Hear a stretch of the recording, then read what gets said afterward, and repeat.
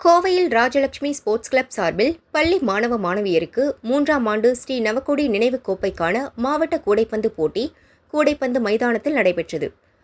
மாணவ மாணவியருக்கு 13 மற்றும் 16 வயதுக்கு உட்பட்டோர் என 2 பிரிவுகளில் போட்டிகள் நடத்தப்பட்டன. நாக் அவுட் மற்றும் லீக் அடிப்படையில் நடைபெற்ற போட்டியில் 52 அணிகள் பங்கேற்றன. 13 வயதுக்கு உட்பட்ட மாணவர்கள் பிரிவில் YMCA அணி 68க்கு 34 என்ற புள்ளிக்கணக்கில் யங் பிளட் அணியை வீழ்த்தியது. RLMHSA அணி 80க்கு 13 என்ற புள்ளிக்கணக்கில் சுகுணா பிப்ஸ் அணியை வீழ்த்தியது. அதேபோல் 13 வயது மாணவியர் பிரிவில் அல்வேர்னியா அணி 46க்கு 7 என்ற புள்ளிக்கணக்கில் யுனைடெட் அணியை வீழ்த்தியது.